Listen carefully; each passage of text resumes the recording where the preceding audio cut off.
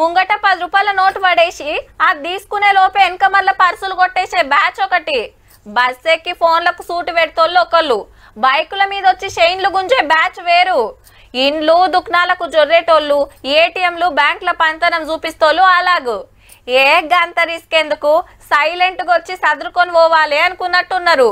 గీడేం చేసిండ్రంటే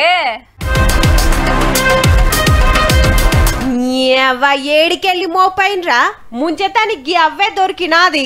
రంగారెడ్డి జిల్లా వెలిజర్ల పాత బంగారం ఎండికి మెరుగు పెడతామని వచ్చిరట పనిమంతులు.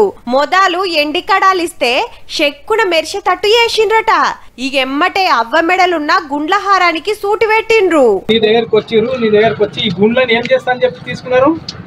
ఏం చేస్తామంటే కడుగుతామంటే తీసుకున్నారు. కడుగుతామని తీసుకున్నారు. నేను మొన్ననే చేపించుకున్నా, నేను ఏం కడిగాను అంటే నేనన్నా ఏం కాదవ్వా మంచిగా కనబడుతుందని నమ్మిచ్చి తీసుకున్నారట.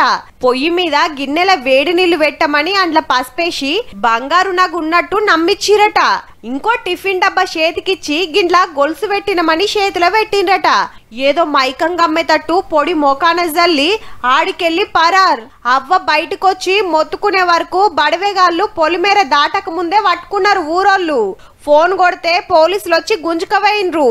చూస్తున్నారు కదా, గిసొంటోళ్ళని నమ్మితిరా అంటే నిండా గుండు కొట్టుకున్నట్టే. జర హుషారుండుర్రి మళ్ళా.